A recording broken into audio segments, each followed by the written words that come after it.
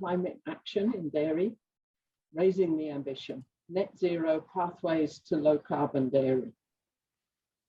We have people from, I think, 26 countries joining, and 6 of the 7 clusters of the global agenda for sustainable livestock represented here, and colleagues beyond as well. And we're really pleased that you've all been able to join, because we want to make sure that this new initiative does take account of the huge diversity of the livestock sector, and in particular of the dairy sector. We know that looks very, very different across the world, means very different things to different stakeholders in the sector.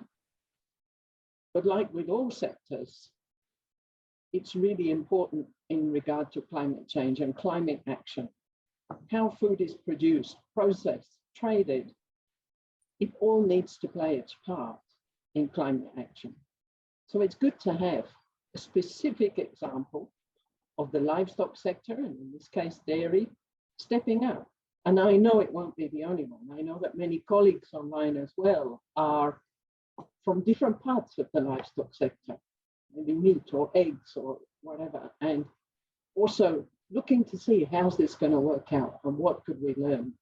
So let's hope as we start on this consultation and on this adventure, we really do not only discover lots and put action into place, but we also learn lots.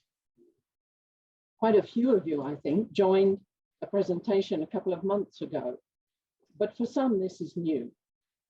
And while that earlier presentation set the scene for discussions in the Global Agenda for Sustainable Livestock, the guiding group, one of the things that that conversation in the guiding group stressed was the importance of consultation across the sector as this advances. And of course, that's a particular strength of the Global Agenda for Sustainable Livestock, and why we're pleased to host the consultation today, because we do represent a wide range of different types of stakeholders. So we're pleased to have, as it were, captured some of that diversity to have this conversation today. So our aims in this short afternoon or morning, evening, wherever you are, of discussion, is to help capture some of these diverse views about this initiative and what it would mean from your perspective for dairy in your part of the world, in your stakeholder view, if you like. And what might it mean in terms of yours or your organization's commitment and engagement? What's the opportunity there? So we're going to hear from the team who've been working on this initiative about what it involves as the concept is developing, and then we'll have an opportunity to ask questions both in plenary and to have a discussion in our different stakeholder groups as well, and then we'll come back together. So please enjoy this time of engagement around net zero pathways to low carbon dairy. Tim, back to you. Thank you, Shirley. So we'll start off with Donald Moore, who will talk us through the background and motivation behind this initiative. Over to you, Donald. Thanks, Tim. Maybe you just flick to that first slide as I'm talking. And firstly, let me add my welcome to Shirley's thank you to everyone for participating in today's call. I recognize a lot of names, but not all names on the call today. So again, thank you. I'm Donald Moore. I'm the Executive Director of the Global Dairy Platform and one of the organizations that's been involved in pulling together this strategy around tackling climate change from the dairy sector. In terms of the organization that I represent, we have the CEOs of 9 of the world's largest dairy companies sit on the board of Global Dairy Platform. And in conjunction with the International Dairy Federation for several years now, we've been having quite interesting discussions around what do we as a dairy sector need to do to tackle the challenges that exist around climate change from our own sector. And we've come together to form this initiative around pathways to low carbon dairy. And that's what we're going to talk to you about today. And I do recognize that a lot of you have either been on a guiding group call where we've talked about this already, or indeed attended a briefing that we ran, as Shirley said, maybe 6-8 weeks ago now on this particular initiative. Let me just start off by saying, that this is not something that we take lightly. And as noted on the slide, climate change is an existential threat. And we recognize that it is something that all groups in the world need to work on, whether you're in the fossil fuel industry or whether you're in agriculture. We all need to be working on what can we do to do our bit to reduce the threat to humanity that exists from global warming. The challenge, I guess, is that, while livestock or while dairy may not be a huge component all on its own, we shouldn't ignore it. And so we have come together to develop this strategy around tackling the climate change from the dairy sector. And we think that this could form a model for other commodity groups to implement as well, whether they're in livestock or whether they're in crops. It doesn't matter where you sit in the agricultural food chain, anyone and everyone can do more to improve their environmental sustainability. And I think, as one of the speakers later on will note, we have to be quite careful that in addressing environmental sustainability, we don't end up impacting negatively on some of the other dimensions of sustainability, be it nutrition, be it livelihoods, or be it other cultural or social impact. So we've got to make sure that we tackle this in a very holistic fashion, looking at the totality of the problem, not just pulling one lever and ending up creating problems elsewhere. The framing and the background to this, it really sits within the discussions that happened during the Paris Climate Accord meeting, where there was this agreement to limit increases globally to 1.5 degrees. We are somewhat challenged by some of what happened in the Paris Climate Accord, because of course that was not specifically aimed at agriculture. And so some of the framing, some of the context that talks particularly about net zero, getting to zero emissions, is slightly more challenging in agriculture, because we're dealing with different types of gases. We're dealing with not just carbon, but we're dealing with methane, and we're dealing with nitrous oxide. And perhaps Hayden, later on, you would touch a little on some of the challenges of the models that are being produced coming out of the Paris Climate Accord. I should have said at the beginning, why dairy? Why now? Why this particular initiative? Well, dairy is the single biggest agricultural commodity by value, and the third biggest by volume. So it is a significant player in the global food system. And we think that it does present us with an opportunity, as I said before, to develop this into a model to be used by other groups as well. While now, well, we couldn't start it last year. We were trying to get this off the ground probably a year ago, but with the coronavirus raging at the time, we really couldn't move ahead. And so we now have what you will see later on in today's presentation, a relatively aggressive timeline in place for ourselves and for all of you, I should say, throughout the rest of 2021 and into 2022. This takes me to this point about climate action is off track. And I think we'd all recognize that, we set this ambitious target of 1.5 degrees, limit our warming to 1.5 degrees, and we're really not making globally the progress that we need to make there, which brings me back to that point that everyone can do their bit towards tackling this. And ultimately, this is about raising ambitions. And as I said before, we in the dairy sector recognize the need to raise the ambition right across the global dairy world, not just in developed countries, but also in developing countries. We know that we need to do more. We think all other sectors can do more too. And so maybe we can use this initiative as a way to raise that ambition level right across agriculture. I think Henning may touch on this, or Hayden, and that is this concept that the agri-food systems are interesting because they are both a source of emissions, but they're also sinks to emissions. And we need to look at what is the strategy that we have in play that limits our emissions and also maximizes the sinks, the opportunities that we have to sequester or to remove carbon from the environment. Dairy systems around the world, well, I mentioned that they're large in terms of value and volume, but they are important from a livelihoods and socio-economic perspective.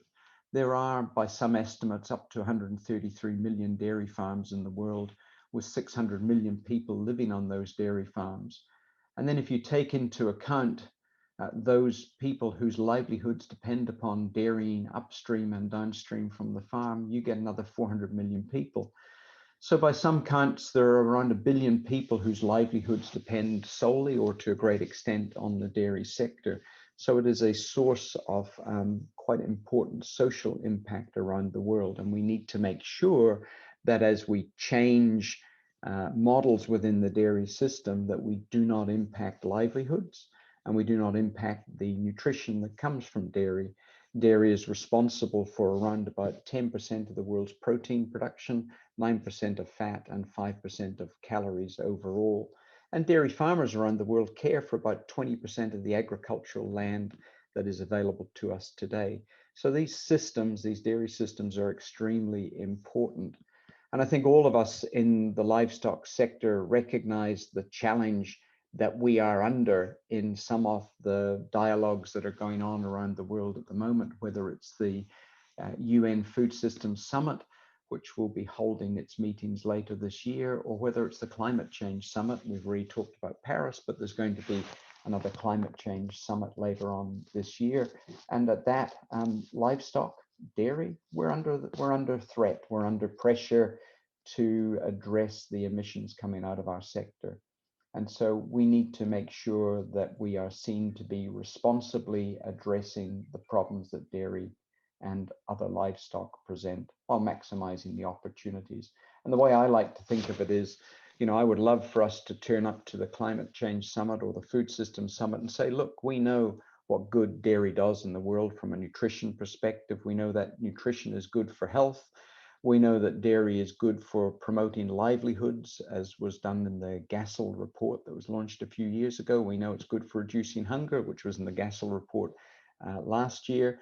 We know it's good for women's empowerment, which is a report we're working on at the moment. We know it's good for youth employment. We know it's good for rural communities. So we know the good that we can do in the world, but we acknowledge that we, in the dairy sector, like all other agricultural commodity groups, we have an impact on our environment, and we need to be responsibly addressing that in every way we can. So we know the good, we recognize the challenges, and here's what we're doing to be a responsible sector and addressing those. That leads us to, why do we want to engage in this strategy around net zero pathways to low carbon dairy?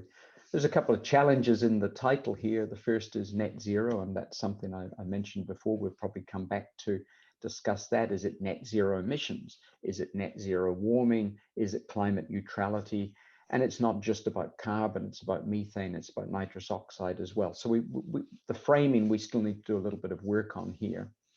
And that really leads me to that last point, which I mentioned before, and that is really understanding the specificities of the different emissions from the different gases that come out from the biological processes that are under play in the dairy sector. So we can't just talk about this as a CO2 or carbon reduction. We've got to think about it as methane and nitrous oxide as well.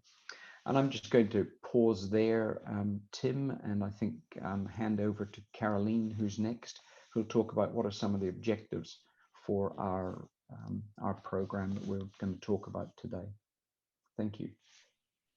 Thanks very much, Donald. And Donald, having introduced Caroline, I don't need to. So over to you, Caroline. Thank you very much. So yes, I am Caroline Aymon, Director General of the International Dairy Federation. For those who haven't met yet, I think we've been working together for a couple of years already. So thank you all for being with us today.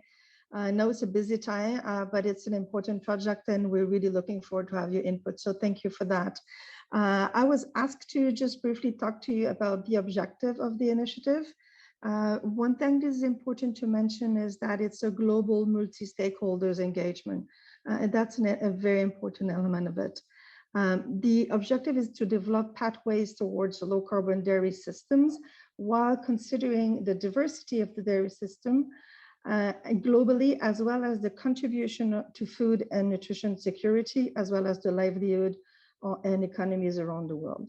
So that's a triple challenge to making sure that we take all of those elements into consideration. The initiative would introduce or enhance climate action in all dairy systems within the SDG context. One element that is important is that we recognize that different region and different system will require different pathways, and that the level of ambition can vary because the starting points are different, and the scales time could be different as well. So all those systems can commit to whatever action, climate action that is appropriate or feasible to reduce the net emission and adapt to climate change depending on their realities. Donald mentioned earlier the importance of having a broad understanding of the sustainability and all of those aspects of sustainability. So this initiative is engaging on climate change, but is also part of commitments and responsibility in all other sectors. Maybe you can go to the second slide. Oh no, you're already on the second slide. Okay. We have two main objectives with the project, and the first one is really to stimulate commitment from the different stakeholders. So the idea is to create a movement, really to generate support for the commitment, and second, to develop the methodology and the tools to find those pathways so that we can make sure. Okay. To develop the tools and the commitment for people to be able to follow those pathways depending on their realities. Obviously, that initiative was not developed in isolation, and it does respect and is aligned with current initiatives that already exist, such as the Race to Zero Climate Change, the Climate Ambition Alliance, the CRONIVIA joint work on agriculture, as well as the Global Alliance for Climate Smart Agriculture. So it is important to position the initiative on net zero pathways to low carbon dairy within the context of those other initiatives. So that is for me. Thank you very much, Caroline. And that takes us then to Henning Steinfeld from FAO, who will talk to us about the scope of the initiative. Over to you, Henning. Thank you. Thank you, Tim. Good afternoon, good morning also from my side. My name is Henning Steinfeld. I work for FAO doing livestock policy work. Nice to see so many familiar faces around on this call. So FAO has been involved in this since the beginning, already last year with initial discussions, and FAO is very much in support of raising the ambition when it comes to climate action. And that's because FAO's analysis has shown that, in fact, agri-food systems are very important to the flows of carbon, nitrogen, and also to emissions. And the importance of different emissions has been already highlighted. So FAO thinks that it is necessary to stabilize climate change. Already yesterday, we saw that some piece of news that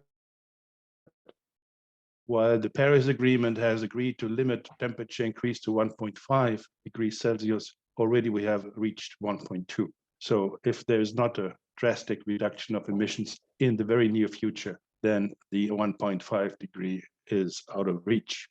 So because of that, FAO promotes policy dialogue, both in intergovernmental forms, but also through multi-stakeholder formats, such as the Global Agenda for Sustainable Livestock.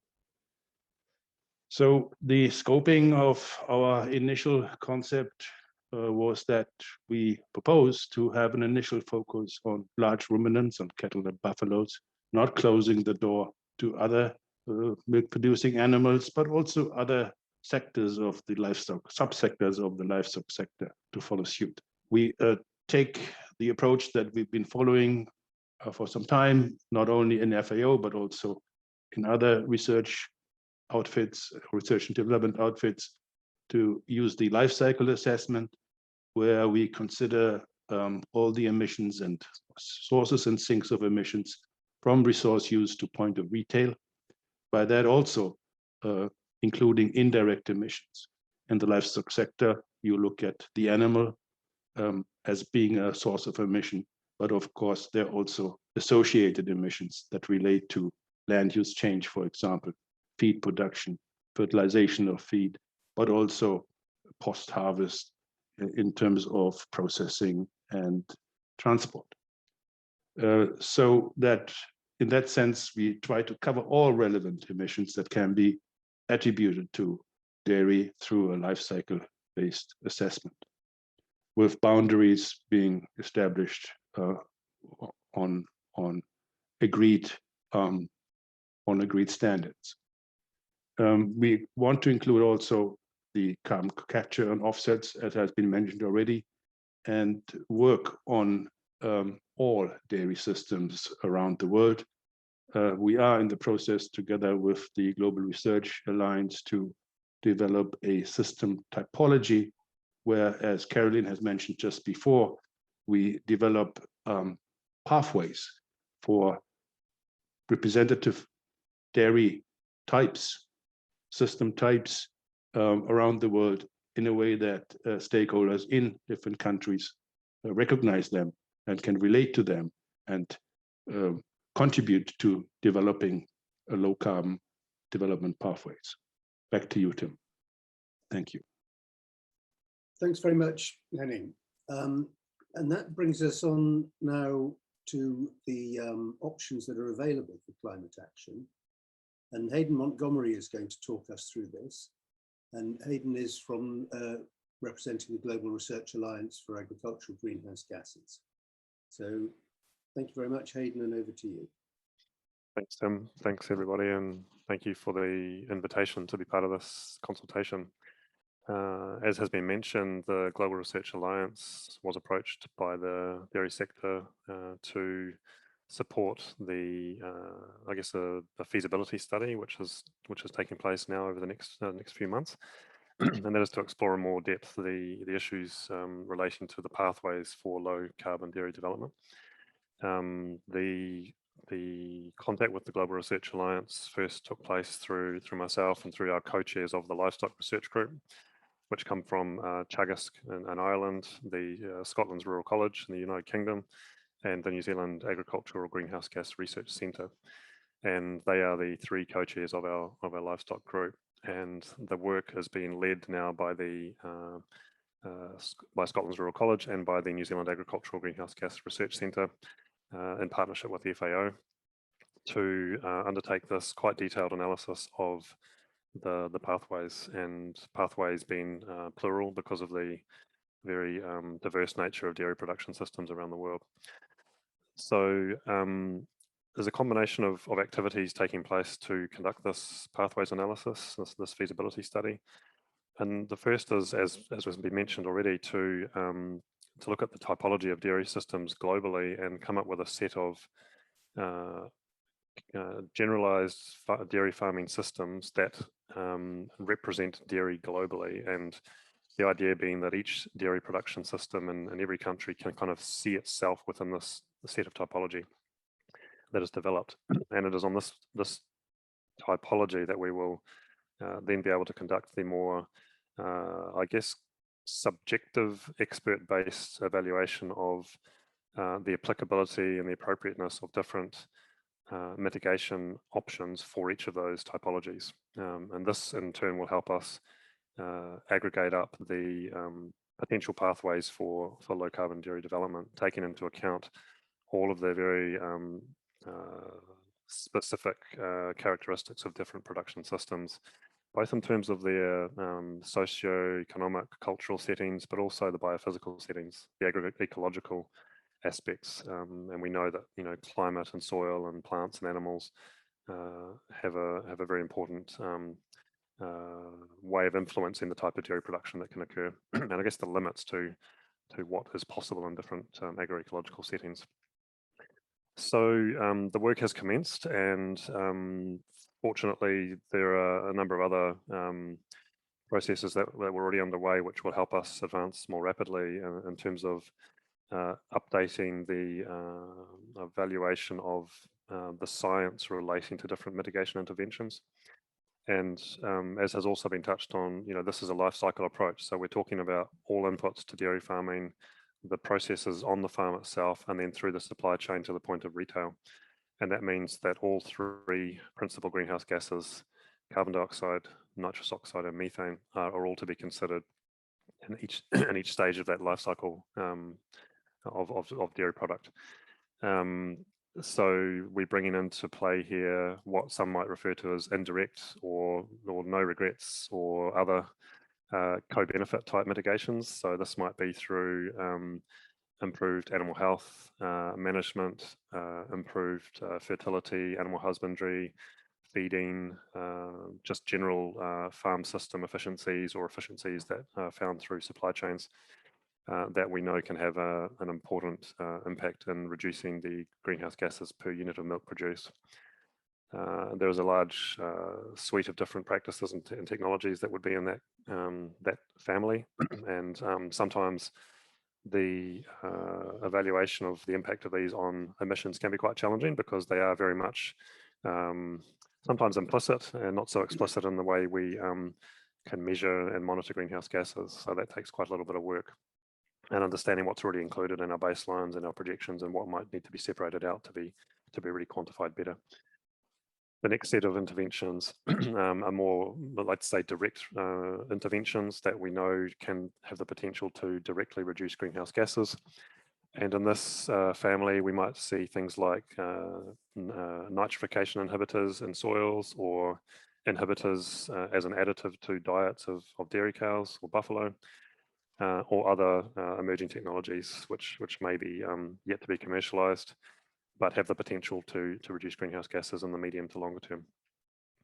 And so a very thorough analysis is taking place of the latest science in this family of interventions to give us a really good sense of what's coming, what is soon to be commercially available or available for farmers to use, and what might be the expected reductions in greenhouse gases of either and or CO2, nitrous oxide, or methane in these different typologies, because we know that any given technology applied in different settings will have different impacts on greenhouse gases, which will relate to the underlying balance of greenhouse gases present in those systems, but also the characteristics of the soil, climate, and the animals that I mentioned earlier.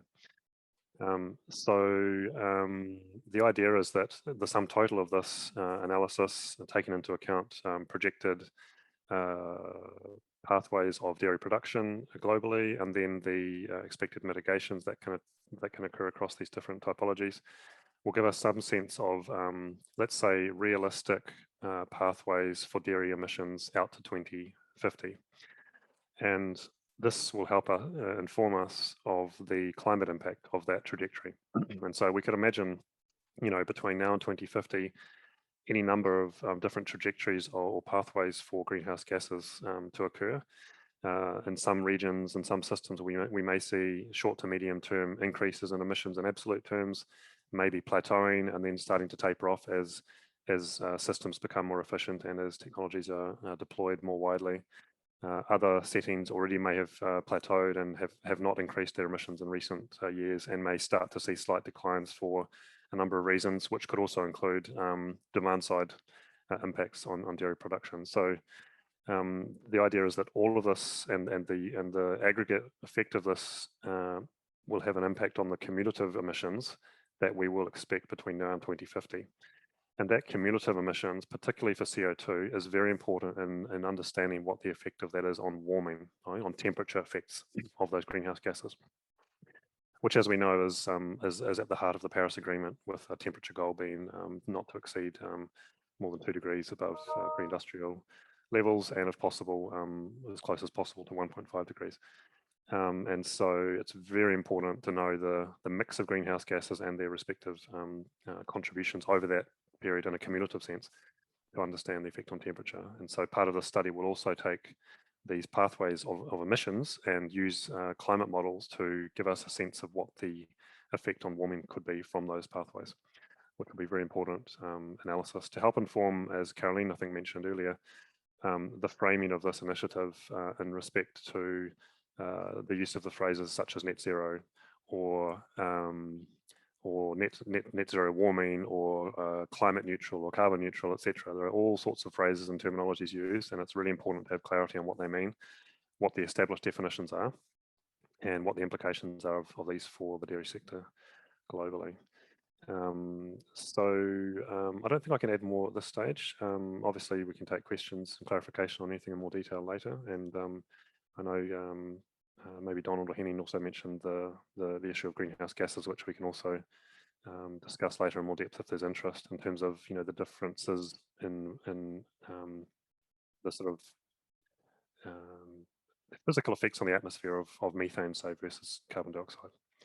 We can cover that. Thank you. Thanks very much, Hagen. And that takes us on to understanding the means by which we will go about this initiative. And Cesar Patino from ILRI will talk us through this. And Cesar, I think you're new to the group, so perhaps you could just introduce yourself a little first. All right. Hello to everyone. My name is Cesar Bernardes Patino. I joined ILRI in March this year. In the past, I was in New Zealand for many years in the research of methane mitigation. And during the last 4 years, I was in Peru leading a project in support of the Andean dairy systems. All right. As already said, this initiative has to be a multi-stakeholder, and it is aligned to the Sustainable Development Goals. The initiative builds on the work and principles of the Global Agenda for Sustainable Livestock, adopting an integrated and inclusive approach to ensure effective stakeholder engagement and to secure their commitments. It is anticipated that stakeholders are invited to raise their ambitions and commit themselves to climate change action.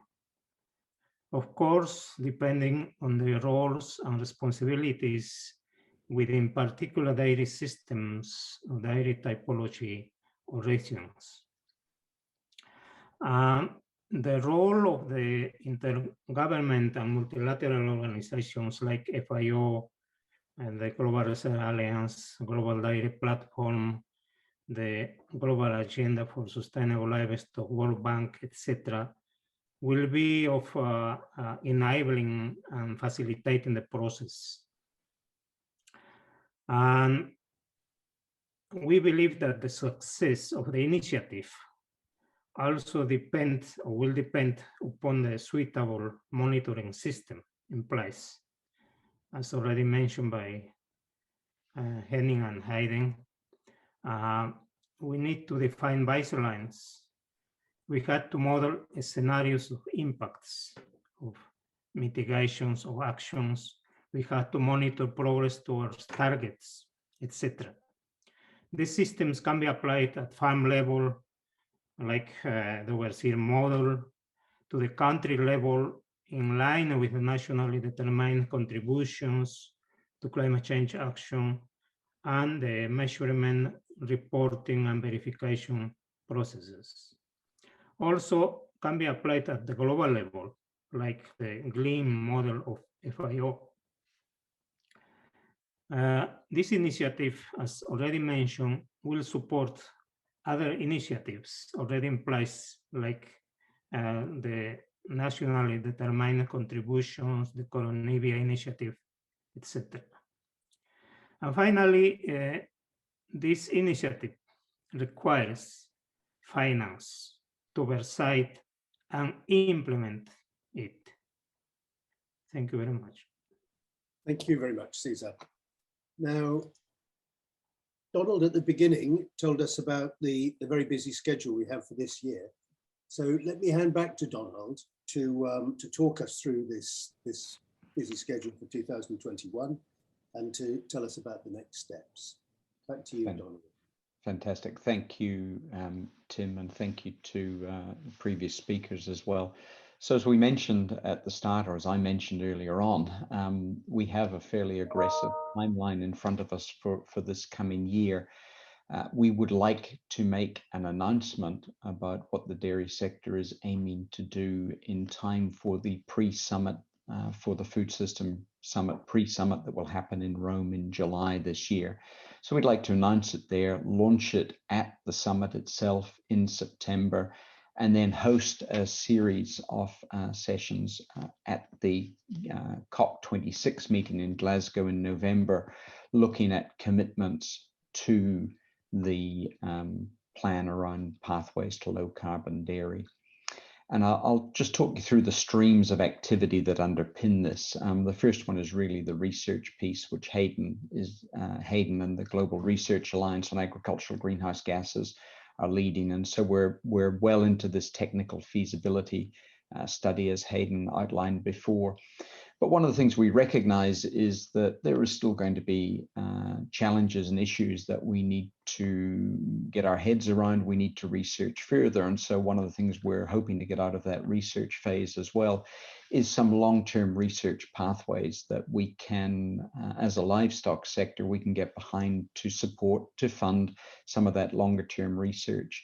We know, as Hayden said, there are a lot of technologies, there are a lot of options out there today for people to adopt to tackle some of the issues of greenhouse gas emissions, or indeed climate change more generally from the dairy sector. Sometimes those options do not scale from large to small, or from extensive to intensive systems, or vice versa. And so, you know, we recognize that there is a longer term research piece that we need to put in place as well. Tools and methods are going to be very, very important.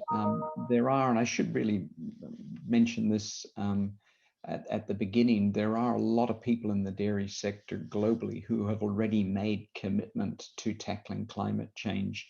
And so this is not something that is brand spanking new to the dairy sector, or indeed to any livestock sector, I assume.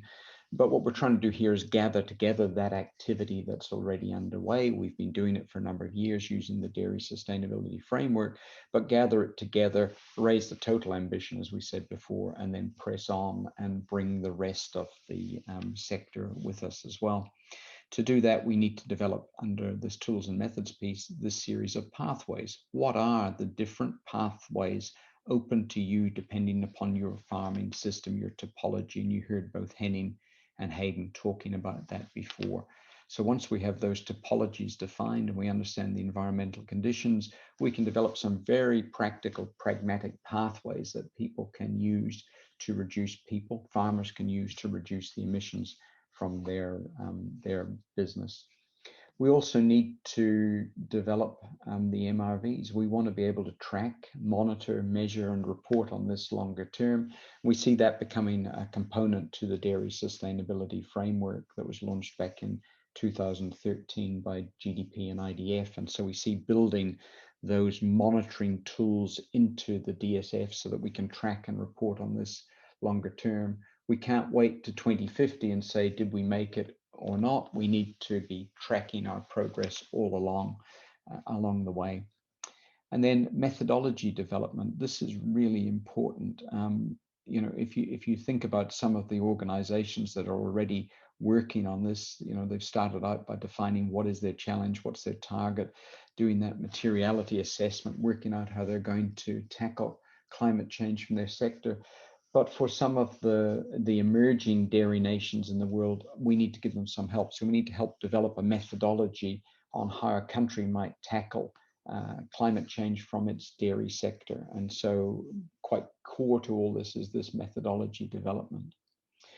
Underpinning that is the engagement process. So today's meeting is part of that multi-stakeholder consultation and engagement. We need to know what everybody else thinks about this. Can't just be dairy trying to do something on its own. We need to understand how it fits into that broader context. we need feedback from all groups that are part of the GASL clusters. So we're looking forward to the consultation today. In parallel with that, obviously, we've been reaching out to dairy-based organizations and making sure that we have alignment with the strategies and the processes in place from dairy around the world. And part of that has been to help us identify those champions, whether it's individual companies that have already made commitments around climate change or entire dairy sectors. So if I thought about Valio in Finland or Arla Foods in Denmark, people who've already made a commitment at a company level, or the US dairy sector that's made a sector-wide commitment, we need to make sure that we recognize those people who are championing climate change in the dairy sector already. And at the same time, we're looking for what we think of as those early adopters, perhaps emerging markets where they would like to become part of this process, and that we could then feature them as part of the commitment session that we have in Glasgow later this year. And as Cesar mentioned, we need to underpin this with really an understanding of the finance industry as well. You know, how do we engage with, you know, the intergovernmental multilateral banks? How do we engage with the commercial banks, donors, foundations, etc.? And also with this emergent work that's going on around carbon markets, carbon farming, carbon trading. How does that help support what we're doing here as well? And we have already reached out to and spoken to quite a number of people in the finance sector about how we would go about this particular program. So that's our timeline. Aggressive, as I said before, an announcement in July, a launch in September, and a commitment session then at the Climate Change Summit later this year. So where are we right at the moment? We're in that process of drafting the concept note. You've all had an opportunity to review that. Hopefully it was circulated by Eduardo as part of the packet for today's meeting. That concept note has been put together by the partners to the program who are members of GASL. I should mention that there are other organizations as well who have said they want to become formally a part of this program and are helping us with that. The SAI platform, and then more recently IFCN, International Farm Comparison Network, are both going to be part of the core team working on this as well. We have the scoping study that Hayden's talked to us about, and happy to take questions on that, or I'm happy for Hayden to take questions on that, I should say, during the break. And I noted that Eduardo put a comment into the chat a while back asking for questions to be raised in the chat, but I guess you can also raise your hands at the end of this. So a 2-minute warning for you to start thinking about the questions you might like to ask us all.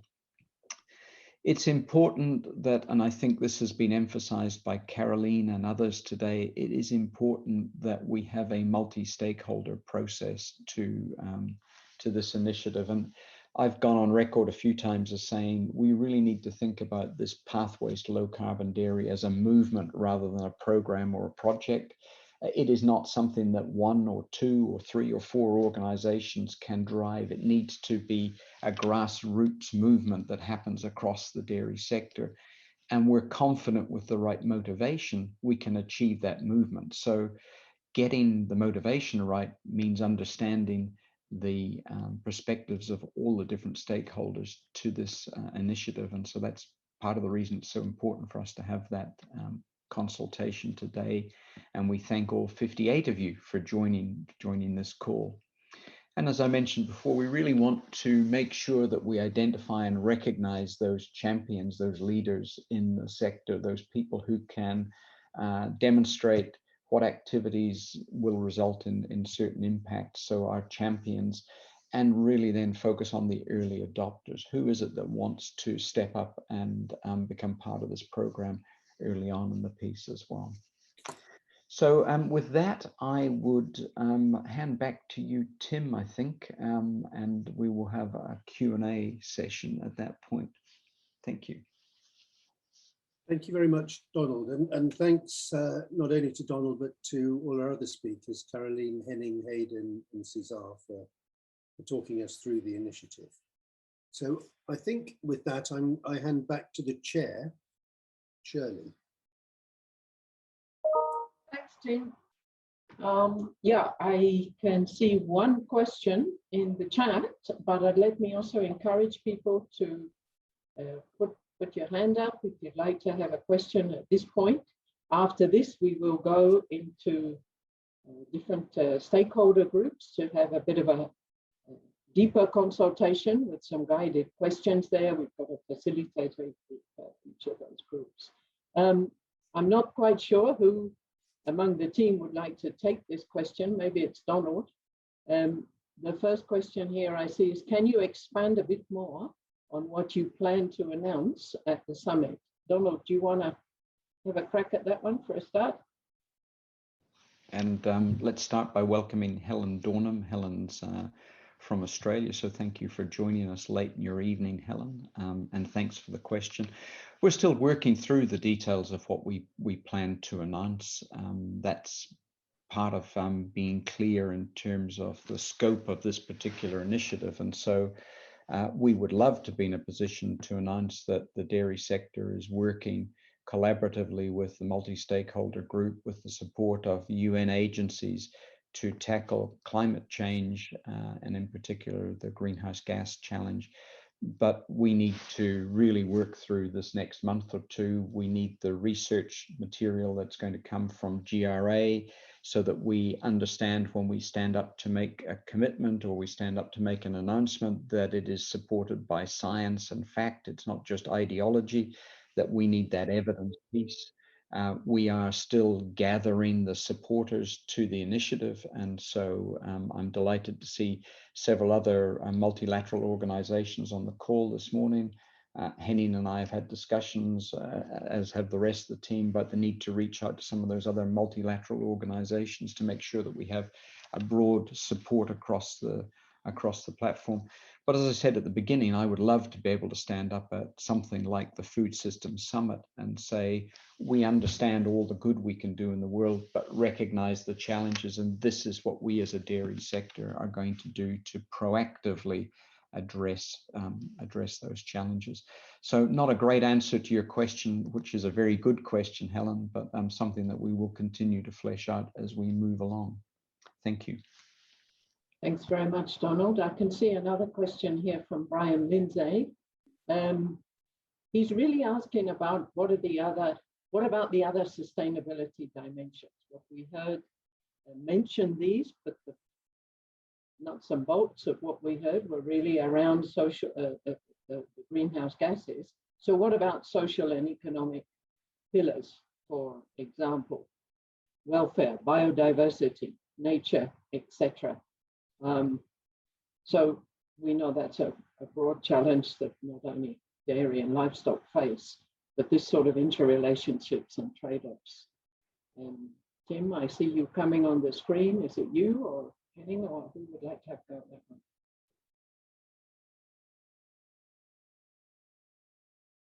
Tim? Sorry, you want me to respond to that? Do you want to start off and then Henning could come in maybe just briefly? Yeah, no, well, I think we need to try and develop metrics that let us compare these different outcomes. So we have the four dimensions, the four domains of sustainability that we have that Gazelle has adopted, that we developed for the Global Forum for Food and Agriculture. So that's food and nutrition security, livelihoods and economic growth, animal health and welfare, and climate and natural resources. And I think what we need to do is to try and build on that framework to try and, whenever an intervention is being proposed, we need to look at it in all of those other dimensions as well, and try and think about whether it will do, synergistic co-benefits in those domains, or whether there's a risk that it may do harm. And if we flag things that there's a risk of harm, then we need to identify things that we can do to prevent that harm occurring. Whether we can actually do that in an analytical way is questionable, because finding common metrics, how do you measure the health benefits against the greenhouse gas emissions? How do you How do you measure animal welfare risks against nutritional benefits? You know, these are complicated problems, and I don't think common metrics, you know, other than the dollar, will be easy to find for these. But of course, Brian has his, you know, the Dairy Sustainable Platform has its own approach to looking at these co-benefits and synergies. And so I think that will probably be a very important part of this. Thanks, Tim. Henning, did you want to add anything, or anyone else? I think Tim has covered it quite well. Okay. I think Brian knows that that we are working. This is being proposed to the global agenda for sustainable livestock, not only because of its multi-stakeholder nature, but also because one of the guiding principles are the SDGs. And I think this dairy initiative, climate initiative, should adhere to the same principles. And of course, in reality, it is difficult to avoid in all circumstances shifts of burden or trade-offs may occur. Now, it is actually then up to finding the policies that minimize those trade-offs and putting that into that integrated approach that I think we are proposing here. So this is the general answer to a tricky problem. And that really depends on local circumstances, how you approach it. And this is why I think we are looking at diversity as also being a strength in the sense that it is really in the local reality that needs to be grounded, and responses can be found. Back to you. Thank you. And Hayden would like to comment on this as well. Yeah, just briefly to say that it's not answering the question in the same way, but when the assessment of mitigation is conducted across the different typologies, the kind of socioeconomic aspects of those systems will also be taken into account, of course, to know whether the interventions are cost effective in that setting and appropriate given the cultural settings. And this will be assisted by experts from those different regions where those topologies exist. A more detailed and in-depth consultation that will take place as the feasibility study is progressing. Thank you. I'm going to get you, stay there, Hayden. Another question here from Steve Kemp.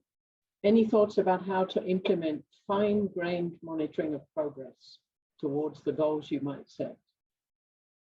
Good question. That's probably a question to the dairy sector in some ways, but I guess the first step is establishing the baselines and the typologies. And then the ongoing monitoring will be really about data, right? Activity data, production statistics, animal statistics, etc. that needs to feed those typologies. So Tim may want to comment here, but there'll need to be a balance struck between granularity and let's say, what's the right word? The ability for it to be implemented. If it's too granular, the data demands will be so high that it'll be impossible and too costly. So we'll need to strike that balance, and then longer term, updating the pathways with real information that's as close to real time as possible, I guess, will be the challenge and the opportunity for the dairy sector and others to consider. Yeah, thanks. Anybody else on that, on fine-grained monitoring? Tim? Yeah, I think as the slides showed there, there are very detailed farm level tools that have been developed and are in use, and New Zealand's Overseer is an example of that. And that, these are designed really to account for extremely subtle changes in production practices and emissions that will result from them. And then these can be aggregated to sort of country level assessments, and that's what needs to be done for reporting to the UNFCCC. And then we have, at FAO, we have the global tool, which we also use for country assessments and sector-wide assessments. And I think what the trick will be to try and have these tools following agreed principles and standards. And then we will have the possibility of aggregating up from more detailed studies, reasonably detailed studies, to test the global models and to validate the global models. And I think, if these three tracks sort of carry on in parallel, then hopefully we'll, they'll all benefit from each other's findings.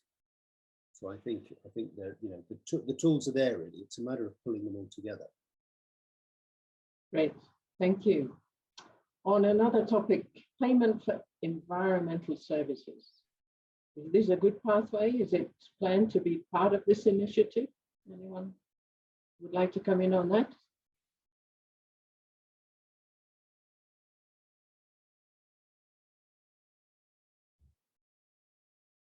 Maybe not. Caroline? Caroline and then Donald. Yeah, but just to mention that indeed it is an important element. And when we mention all the aspects of sustainability, it includes as well all the other aspects of environment. And that was a question of Brian.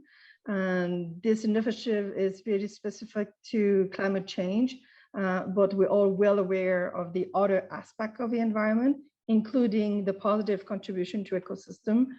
So I have taken note of that question, because that is definitely an element that needs to be discussed at some point. And maybe to answer the previous question, one thing that we need to notice is that this is not an easy task. This is a complex project. This is not a one-year project. This is a 15 years project. It's a continuous improvement project. And I think that, and I saw a couple of comments in the chat, yes, there's other stakeholders that down the line will join in, but we need to start from somewhere and we need to initiate something. And we need to keep that in mind, that it's a long-term project. Thanks, Caroline. A specific question here for Donald, who's also going to comment on that question about environmental services. So let's get this one in there as well. What's your thinking on what kind of commitment you'll give for the global dairy at the Food Systems Summit? Are we going to say net zero by 2040 or something a bit broader, more nuanced? That's from Paul Flanagan. So yeah. Donald, first the environmental services and then this more specific question on commitment. Let me start with Rogero's question on environmental services. I think it's a fantastic question, and it is something that we have been talking to some of these carbon traders, carbon bank organizations about, is how do you value environmental services? And in other sectors, particularly in forestry, there's quite a lot of work being done to look at how you can value carbon sequestration in forestry and therefore put a price on it and so on. The models are not as well developed in livestock agriculture as they are in forestry, and so it's something that we see as an emergent area, and if we can put a value on it and reward farmers for doing it, and in doing so potentially create a revenue stream that can fund some of these issues, I think you're absolutely onto it, Rogero. It's not something that is well enough developed at this point for us to make a commitment on, but it's part of that discussion we're having with those financial organizations. And I put the carbon banks that have been announced recently, whether it's Rabobank or USDA, put those into that category as well. Paul, lovely to see you, sir. Thanks for joining us. And, great question. Are we trying to set targets for the dairy sector? I think is what sits behind that. And it's fair to say we don't think we can set a target as such in dairy. There are companies out there who have made commitments to be net zero by 2035. There are companies and sectors who've said they will be net zero by 2050. And I'll come back to later on this question of, is it net zero? Is it net zero climate, et cetera, et cetera. We need to settle on that as well. But we need to recognize that, taking a challenge like addressing climate impacts from a global sector like dairy, which has got such a disparate, disposition around the world, large scale dairy farms in some of the developed countries, very small farms in the majority of the world. The global average is 3 cows on a dairy farm, so it's something that we need to take into account. And I think it's fair to say climate neutrality in the second half of this century is not unreasonable, but you can't start by saying, well, Finland said 2035, so everybody should do 2035. I'm picking on Finland for a moment there. What we need to do is we need to be realistic and, you know, create a big enough program that everybody can see themselves represented within it, such that we enhance that, as I think Henning's the one who's been using the term, we raise the ambition for everyone to participate. You know, there's that old adage that, you know, once you get the elephant up to dance, you can start moving it around. And I think the opportunity exists for us to raise the ambition of everybody, recognize that people are starting at different places, different starting points. So we can't expect this, that everyone will reach the end goal at the same time. So it would be wrong of us to try and set a target like that. But what we want to do is raise the ambition for everyone. Everyone, doesn't matter whether you're, you know, whether you're one of the most advanced countries or you're a country with a relatively emergent dairy sector. Everyone can do better. And it's not just dairy, it's all livestock, and it's not just livestock, it's all agriculture. And we need to constantly remind people of that. So I'll leave my answer there, but Paul, happy to carry on the conversation later if you'd like. Great, thanks, Donald. Antonio Rota has put a long comment, and I'm going to ask him to speak to that because I won't read it nicely. Please, Antonio. I like very much this idea of a movement rather than a project and the long term, because we know in livestock there is nothing that happening in 1 year, 2 years, 3 years, a long term. But I was wondering if from the beginning of this exercise or this initiative, we could not bring in the end user of the milk industry, or the milk, why we produce milk for people. Why we don't bring in the consumers association or the distribution? I mean, I know it sounds unrealistic, but I see the reality of my fellow dairy farmer in the Plain Po in Italy. They are paid 32 cents per liter, and there is no incentive for them if not surviving. And when I telling them why you don't invest into, you know, renewable energy, they say, hey guy, I need to survive in my system. If they pay me 40 cents, be assured that I'm going to do something. And when I'm driving on the highway between Rome and my farm, and I hear that the German distribution, very known in Italy, is, you know, promoting milk for less than water.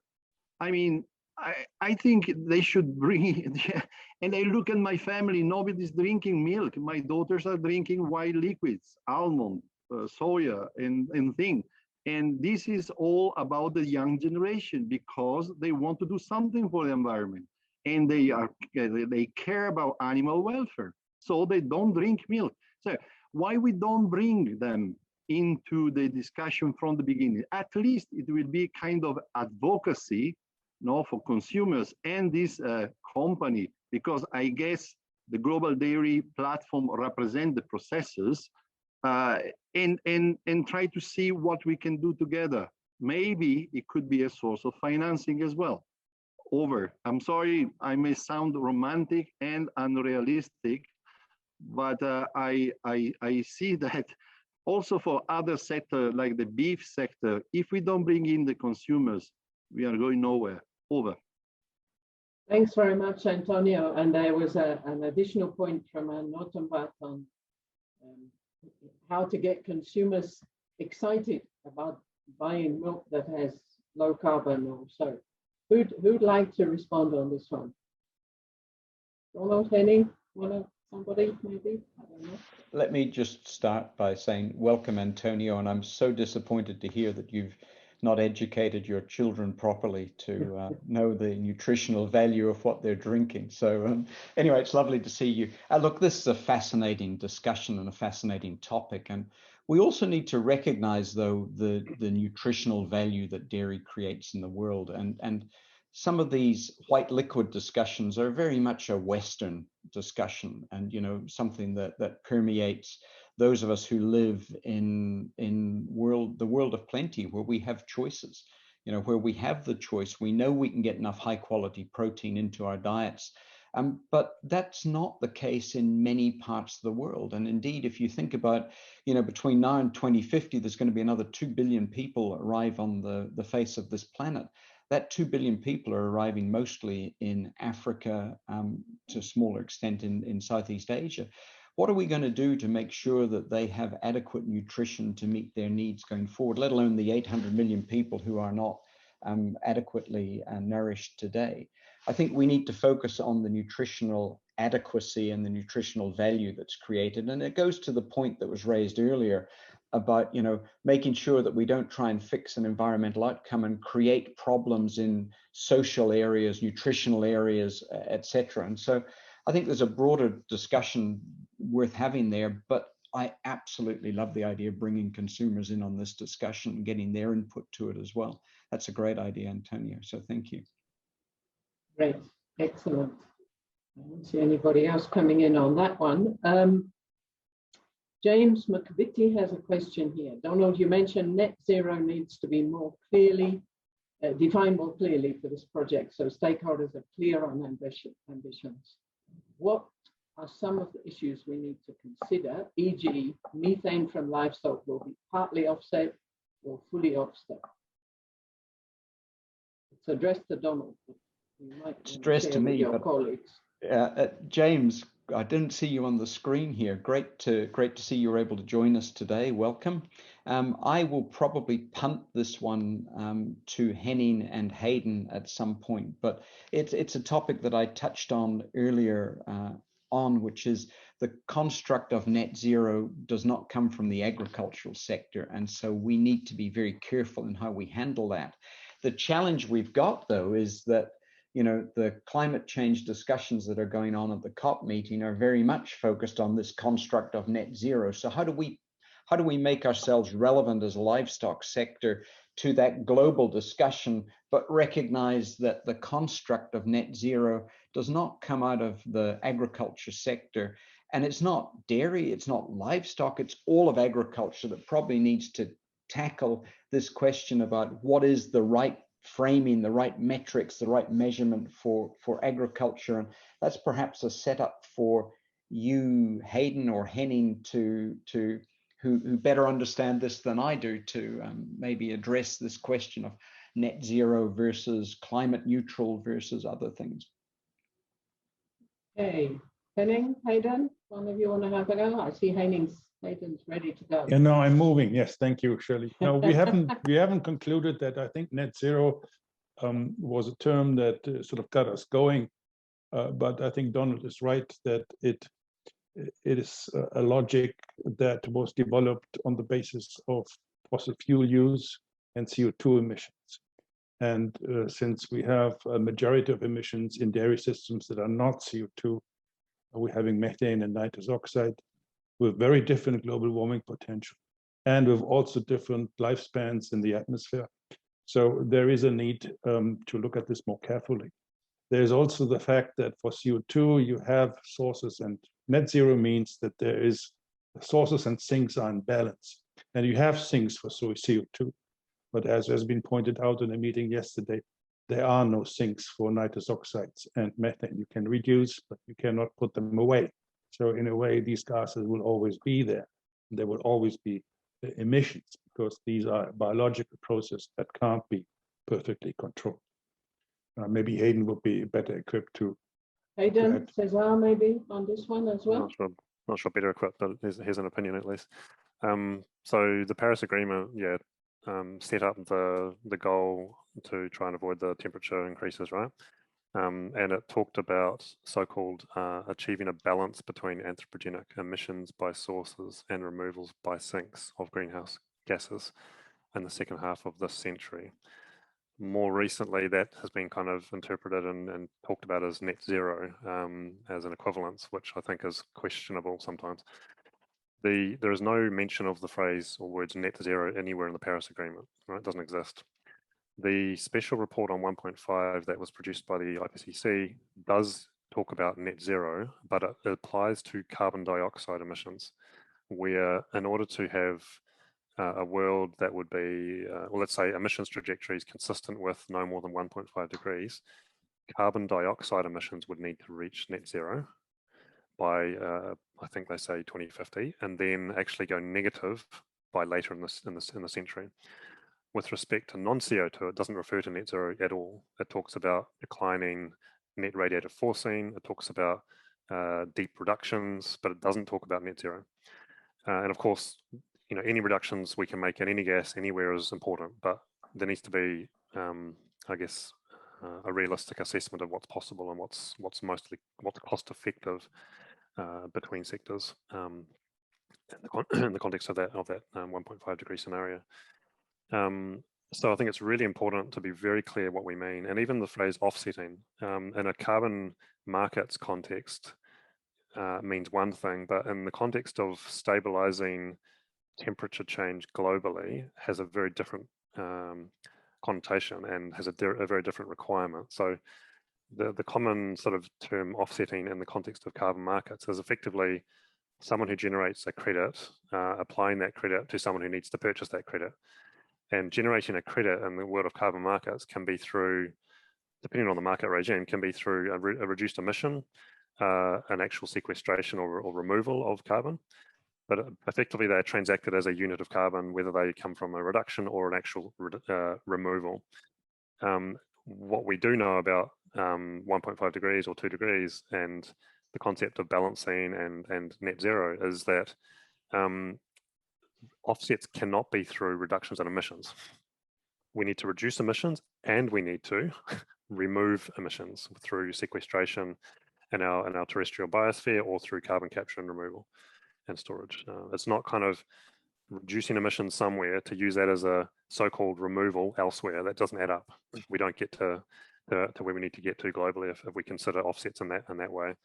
And so thinking about this initiative and thinking what the objective is and what it's called and how it's defined is a really key issue. And that will be informed by the feasibility study and the science that's being conducted over the next few months. There was another question there, just to jump while I'm talking, which Liz Wedderburn asked around the pathways. Are they purely technical or also behavioural, etc.? They are not just technical. The typologies, as I mentioned earlier, will have to consider, well, in assessing the mitigation, let's say the technical potential for mitigation within each typology, we have to consider the barriers, the socioeconomic, and the issues of adoption and extension, etc. So, as I mentioned, that'll be a process informed by experts from dairy, from elsewhere, in each of those different regions that knows the situation best and can help inform what would be realistic pathways. Great, thank you. Did anybody else want to come on either the whole issue of emissions and offsets and so on, or different gases, or indeed on this issue of what is this pathway that we're all talking about here? Anybody? Caroline, I wasn't sure if you were waving your hand just now. Were you? No. Okay. Good. Right. I think, yes, appreciation that smallholders are included and raising the issue here about welfare and biodiversity. Yeah, we shouldn't be too romantic. Thank you, Ilse, about it, but we've got to make sure that we do get the diversity and exactly where we're heading here. And I think the spectrum of questions that we've had has illustrated quite well even some of that diversity. We've discussed the consumers, we've discussed all the different aspects beyond the climate dimensions, and we've also gotten into some of the more technical dimensions as well. So really, really great questions and inputs, and thank you so much, everybody. I hope we touched most of them. And thanks too to the team for responding so well and helping people to understand. But now we want to give an opportunity for smaller group discussions, and I'm going to hand over to Tim to help get these organized and moving along. Tim? Well, while I find that, so each group has about 5 minutes to report back. So perhaps we can start with Yuri, who I think is reporting back for the International Organizations Group. can I be next because we did not finalize it yet with Camila.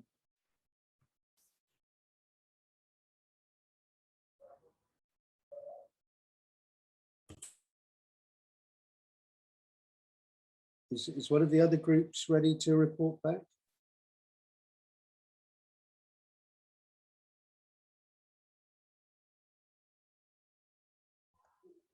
Could you ask Nancy, please, Timothy?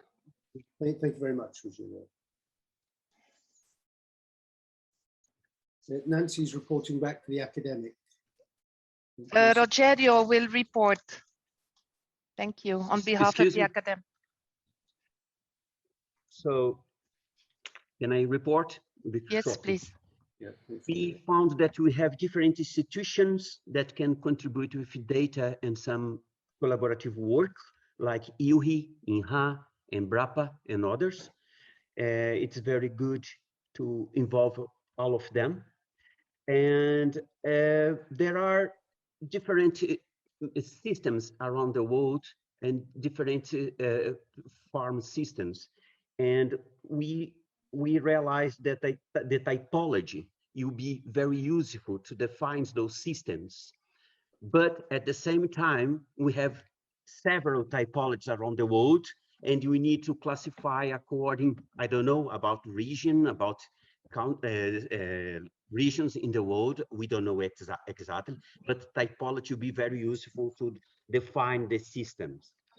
We also found that a very good comment about this new methane narrative. We need to know exactly what's going to happen if the livestock decrease in some places of the world. Excuse me. Excuse me. This new methane narrative should be also included in the document, because the methane emissions is changed. The view about methane emission is changed a lot. So can I have some? Do you think that it's all of and the last one is the importance of incentive for farmers to involve in this system. So the price for milk or the price for milk could be different according to the emissions that they are producing. So it would be a good incentive for them to change the systems. Nancy, should I include anything more, or it's okay? Maybe just a remark. Thank you, Rogerio. An additional remark regarding typologies.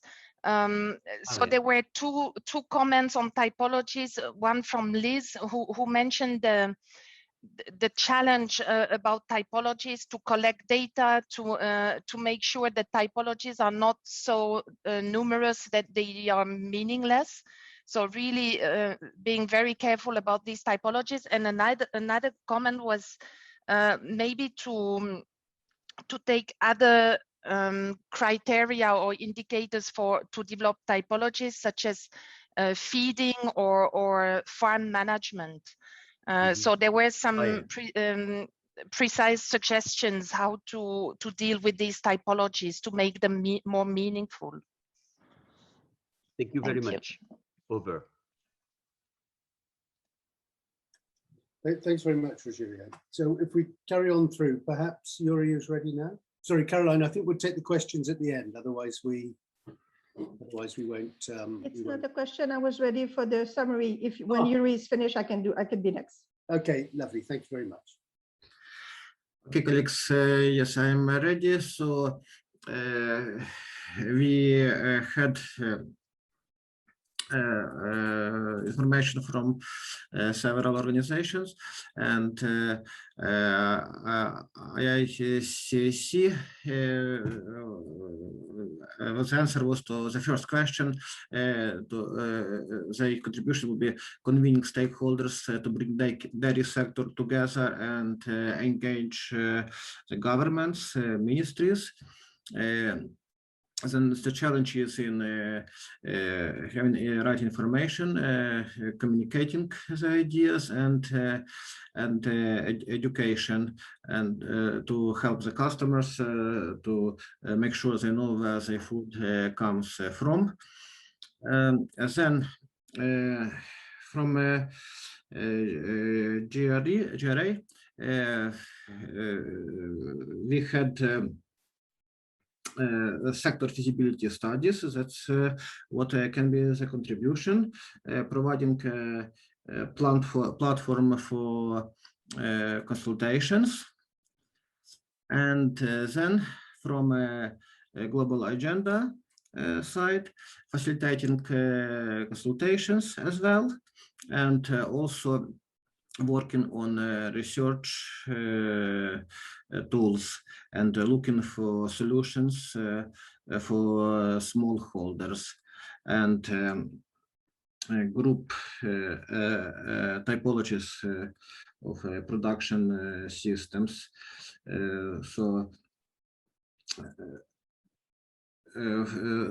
For example,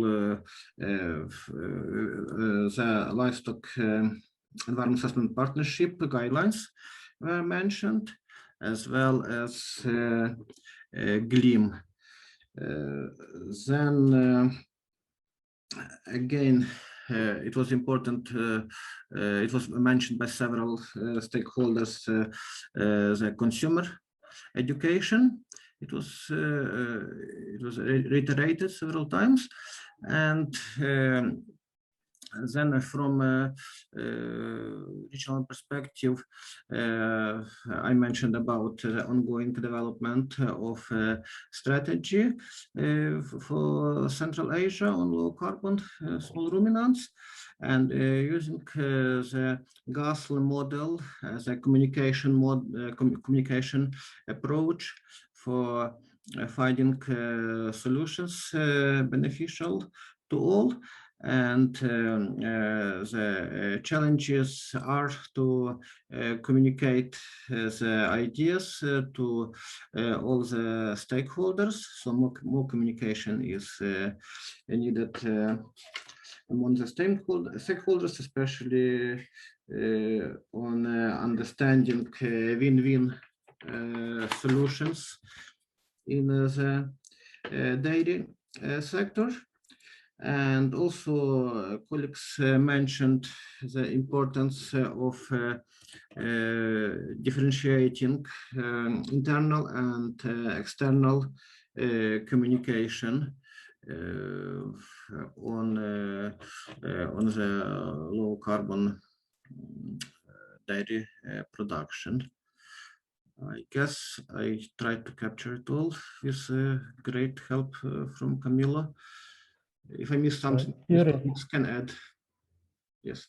Yeah, maybe there were the points raised by FAO concerning the types of contributions. So the FAO would contribute through tools, methodology, as you also highlighted, but also through strengthening the knowledge base, piloting and validating policy options, and also through capacity building, convening multi-stakeholder initiatives.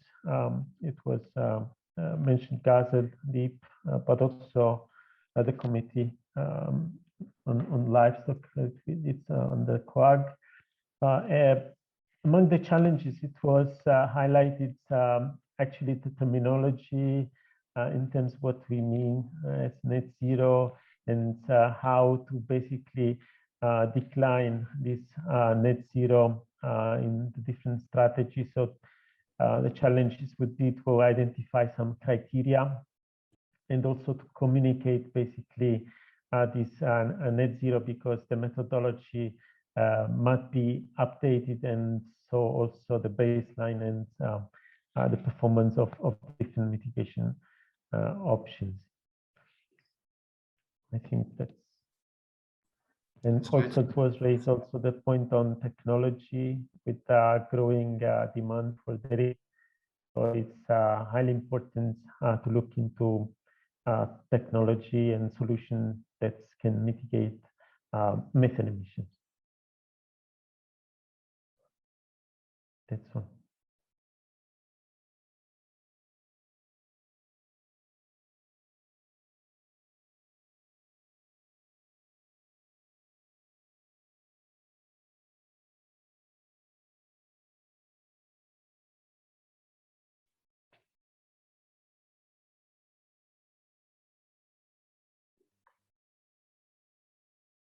It looks like Tim has disappeared. Do you want me to start doing my summary? Okay, let's do that. Yes, Okay. he has indeed disappeared. Caroline, yes, I think it would be a good idea if you just Okay, continue. so I'm going to fill the void. Okay, so I was with the private sector group. We were 10 person in that group. We had a very good discussion.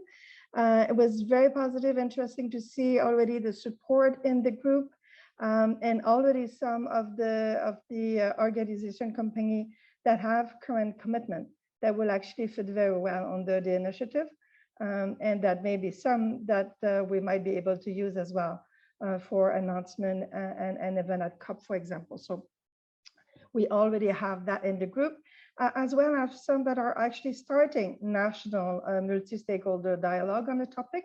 So that might use the initiative as an element to help in that national discussion. In terms of challenges, two different angles. The first one was, it's a challenges, but also an opportunity. It's about inclusiveness.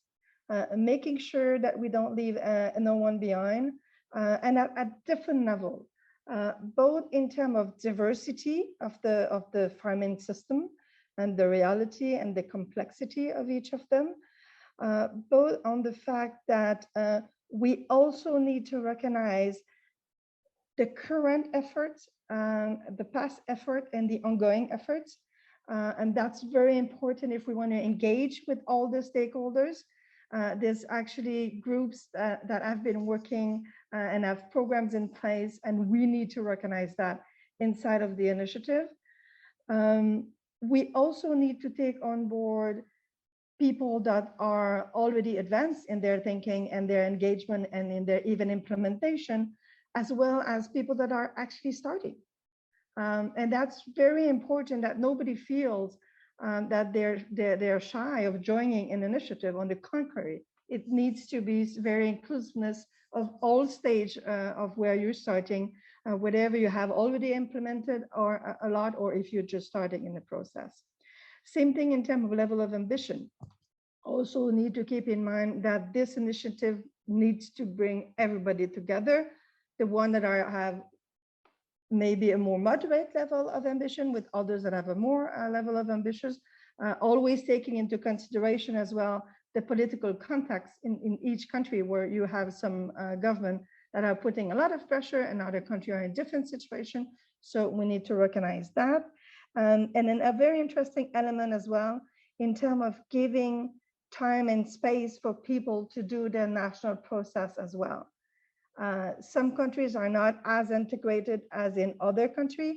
In some country, you make a meeting, you've got every stakeholders around the table and you make a decision. In other countries, it's much more complex. The reality is different, just putting people together and making decision is not something that is done on a day-to-day basis. So we need to recognize as well that some people will be moving at a different speed and a different level of commitment as well.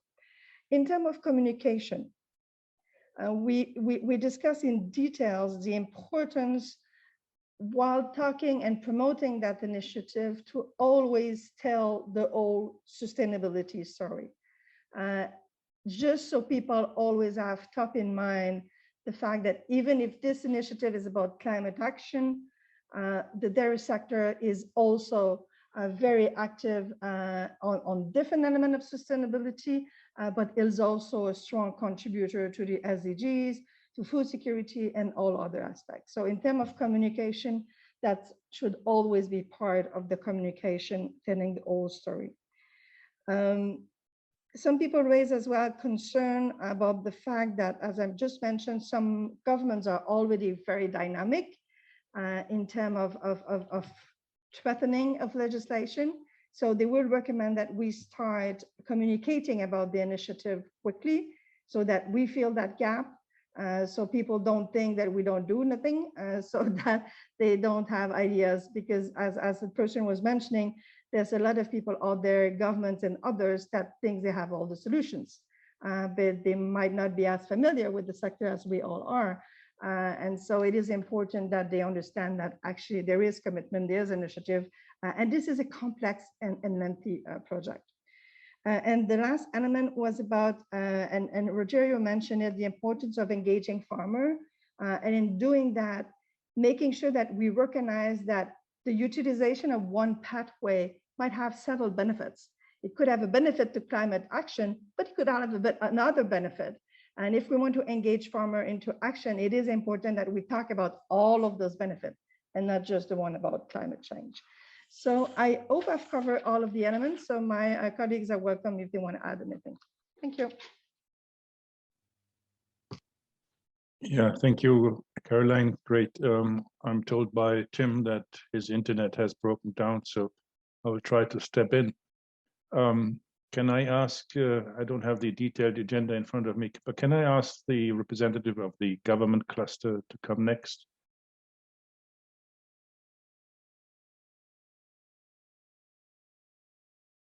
Eduardo, can you help me identifying? Yes, yes. Bernard, are you there? Or Dale, who is going to speak on behalf of the public sector? Yeah, maybe I can say something from the Bernard, sector. Thank you. Yeah, this is Bernard, yeah. Ours is quite brief. I don't know why you found the time to be quite short, but we have 1 or 2 points that we discussed.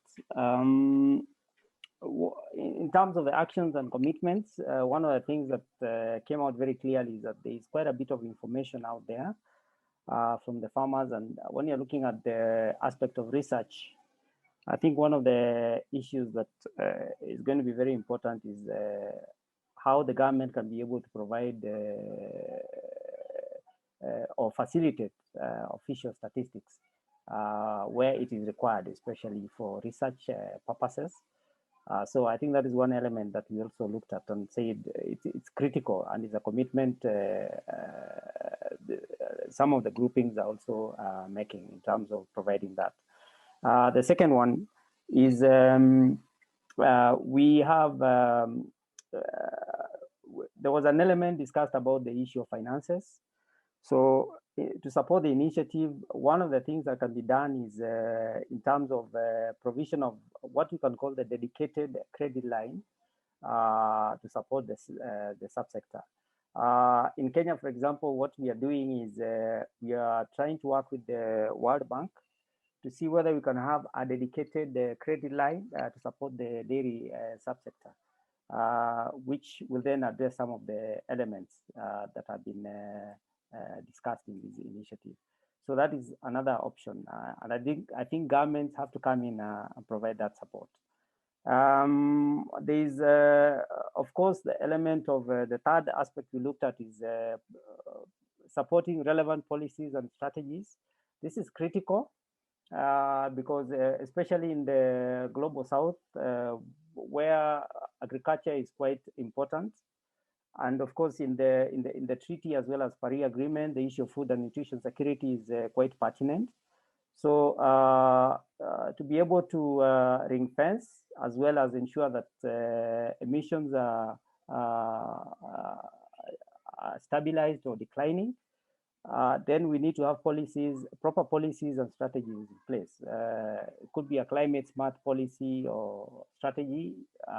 Again, if I give an example of Kenya, we have that in place. But in the dairy subsector, we could also have specific plans and actions that can be undertaken. The fourth aspect as a commitment is, and this will support the issue of the MRV system, transitioning to more accurate methodologies of accounting for the greenhouse gases. So could we look at tier 2, for example, or tier 3, or instead of just using the animal numbers or populations, can you go into the issue of the performance? So the activity data looks at much further. So that promotion of better inventories using better methodologies was also one of the things that was discussed.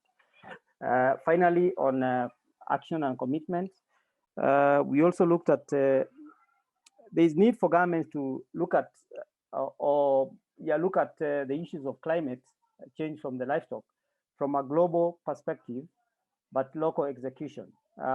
Here, the idea is, can we have comparative advantages such that those countries that can be able to have higher productivity in terms of the dairy are encouraged to do that, or sections within the country, for example, which have that comparative advantage instead of doing it across the globe or across the country. Yeah.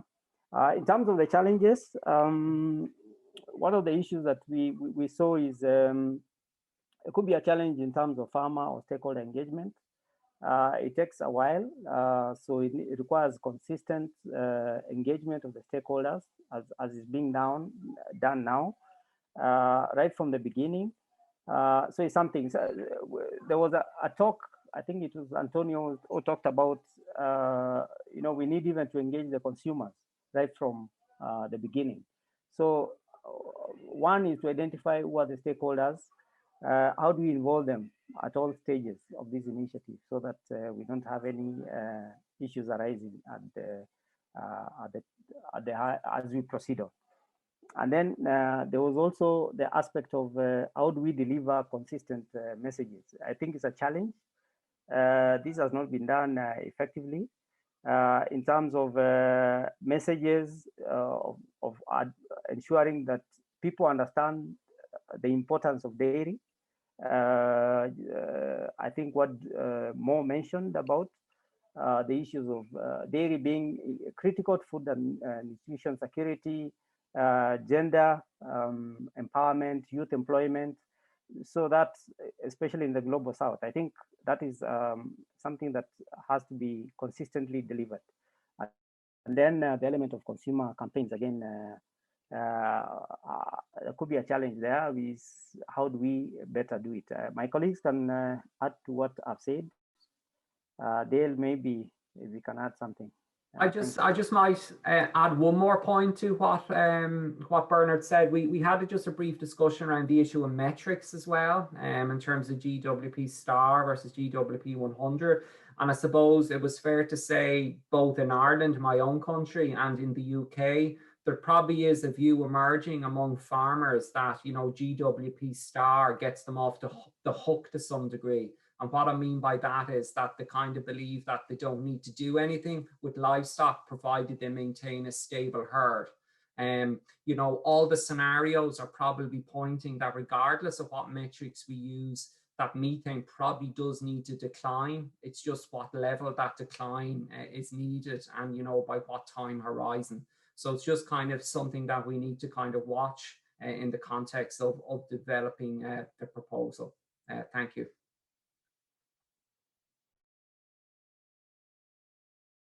I think that's it.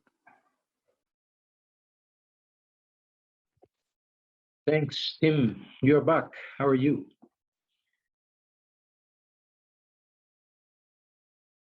Okay.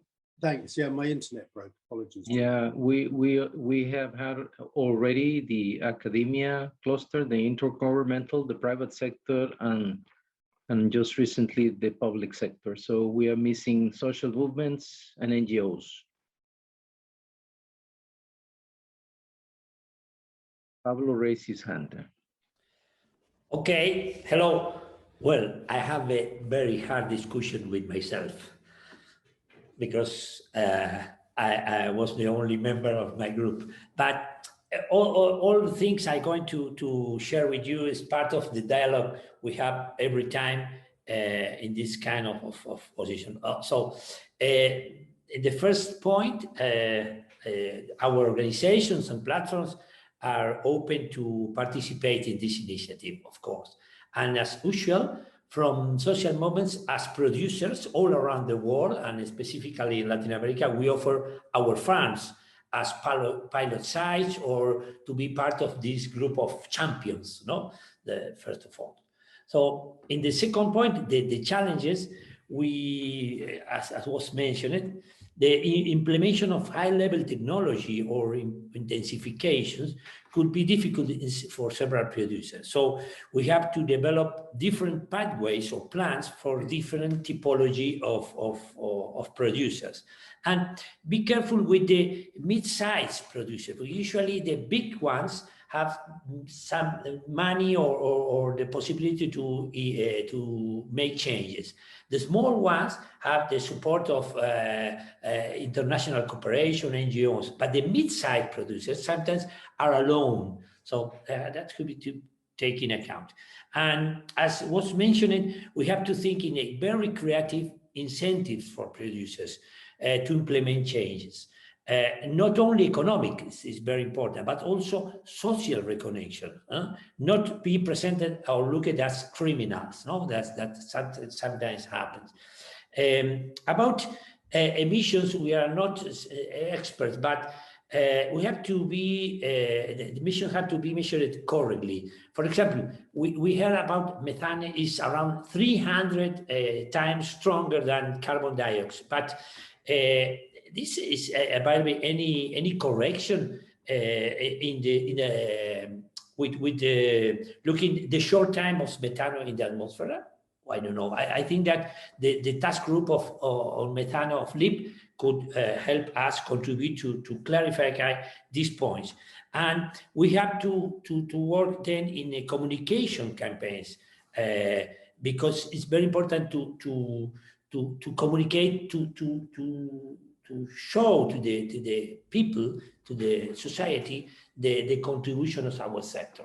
And also the different effects, not only, we talk sometimes too much in greenhouse gases emissions, but not in other effects, so, or the effects of other sectors of the value chain, for example, transport, market, and consumer waste.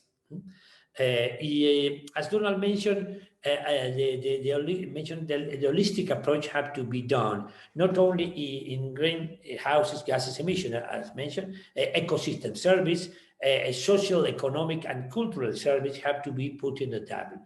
And finally, of course, not only cows and buffaloes have to be included. Goats, sheep, camels are part of this sector and have to be taken account. That's all. Thank you very much. Thank you very much, Pablo. I won't ask if anyone else from your group has anything to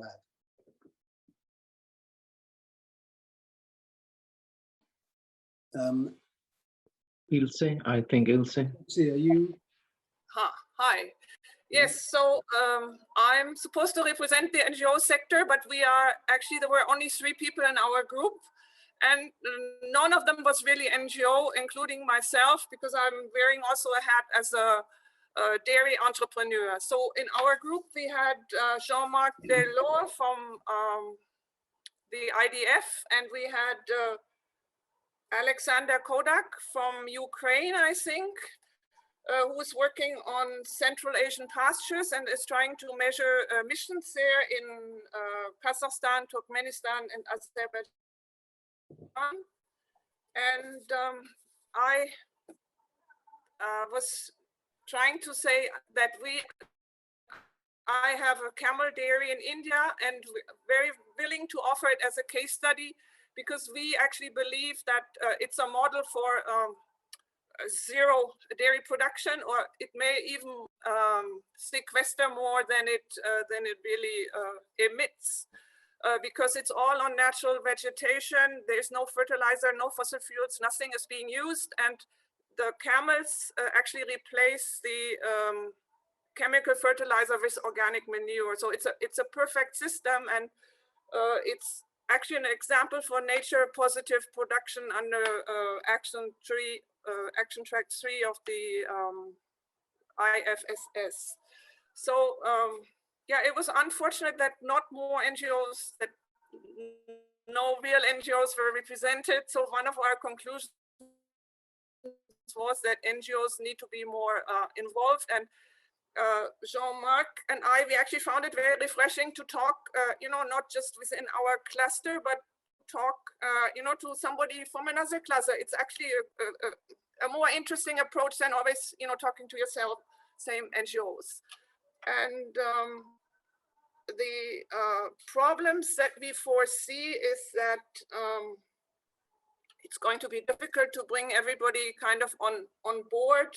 And there will be political problems also to get things implemented in the different countries, and there will be problems, regulations, etc.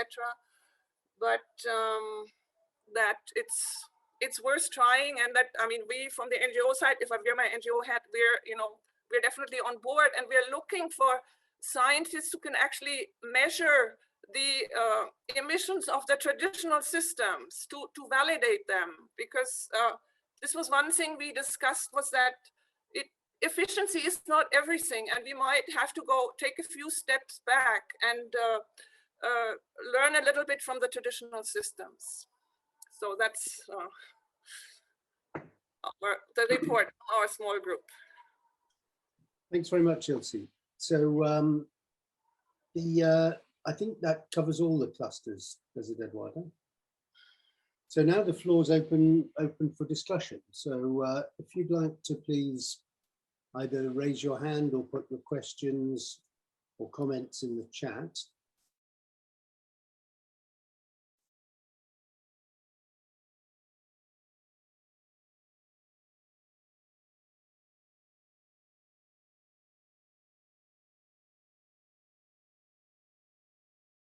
Yuri.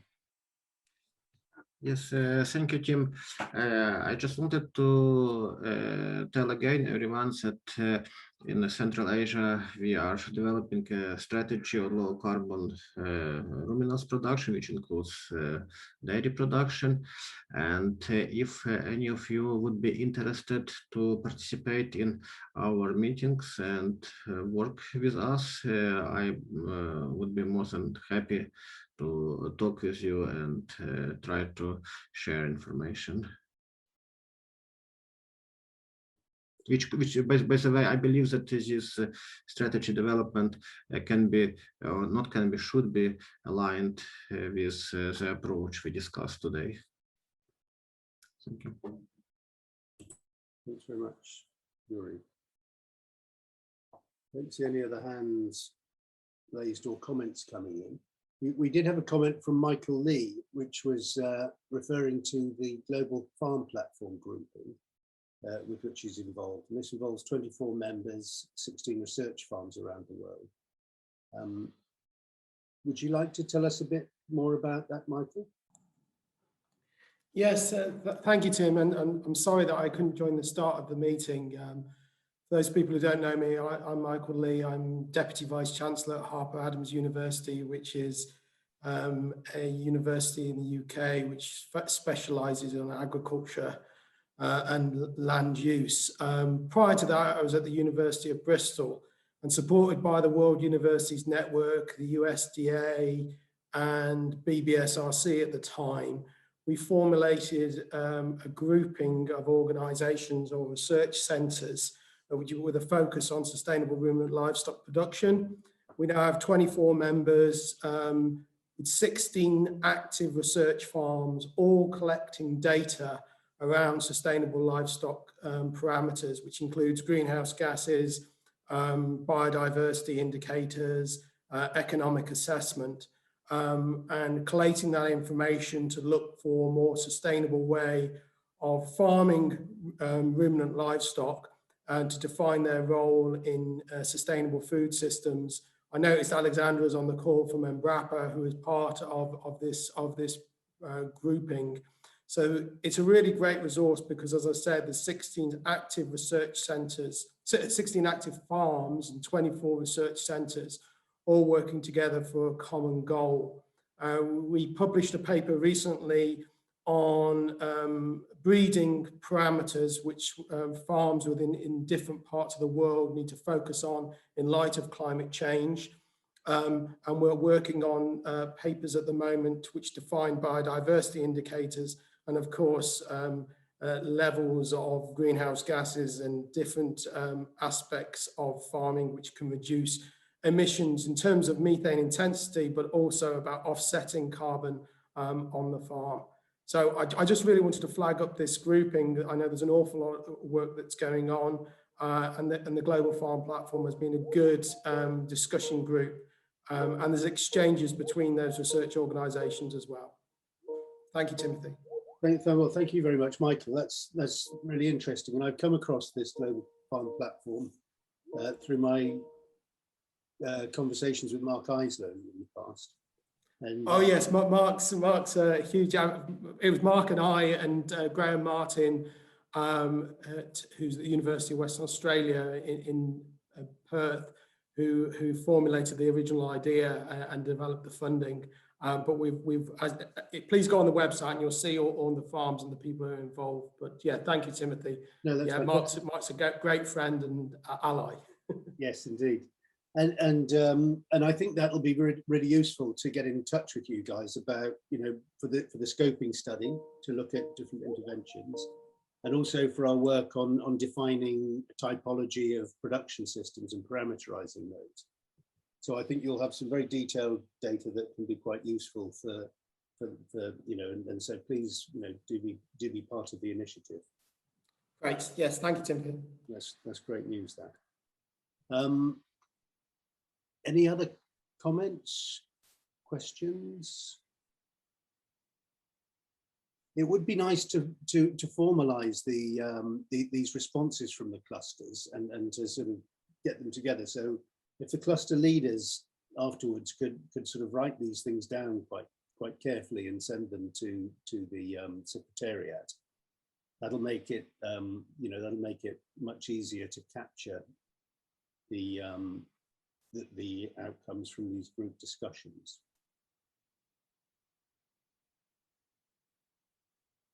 Do we have any other remarks before I hand over to the Secretariat?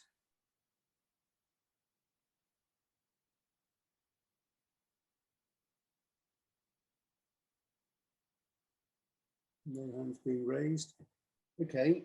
Well, in that case, I'll hand over to the Secretariat for Shirley's closing remarks and for Eduardo to let you know how to access a questionnaire that we've developed.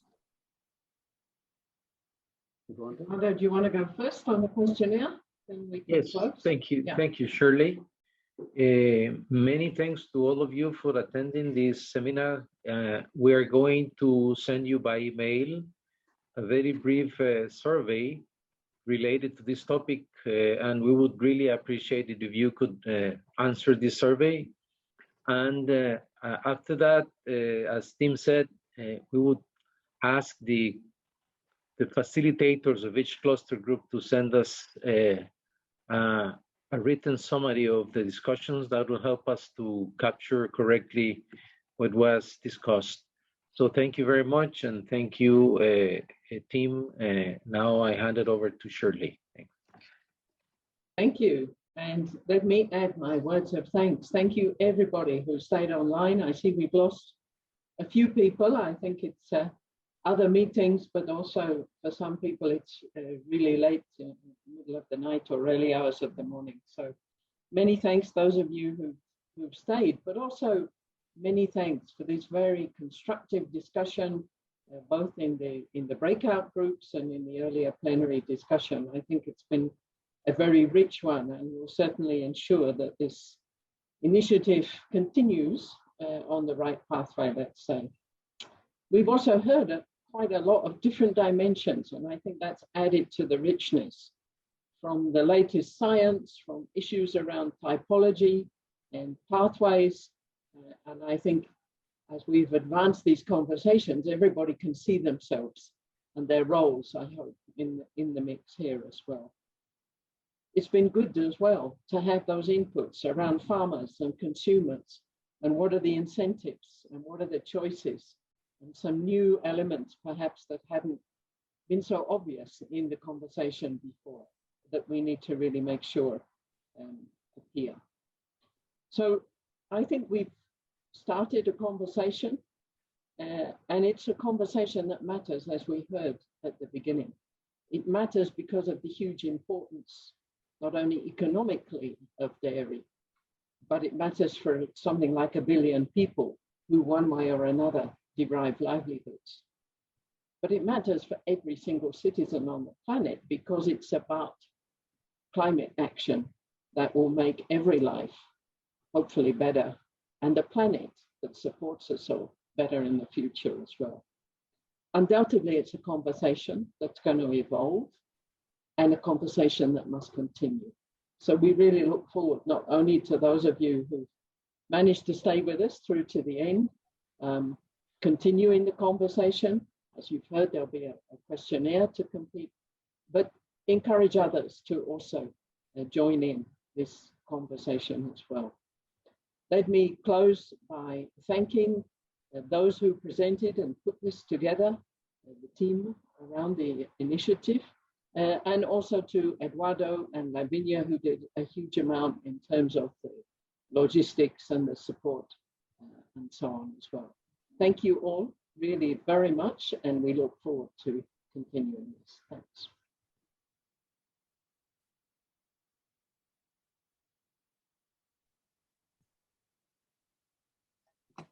Many thanks, everybody.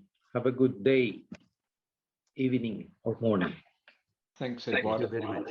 Very nice to Thank see you. you. everybody. Bye bye, everyone. Goodbye. Bye-bye. Thanks, Tim. Gracias. Bye. Gracias, Eduardo. Thank Un you. abrazo. Bye-bye. Gracias a ti. Hasta luego. Santi. Ya nos diste trabajo, tengo que pasar en limpio ahora lo que dije. Pero lo tengo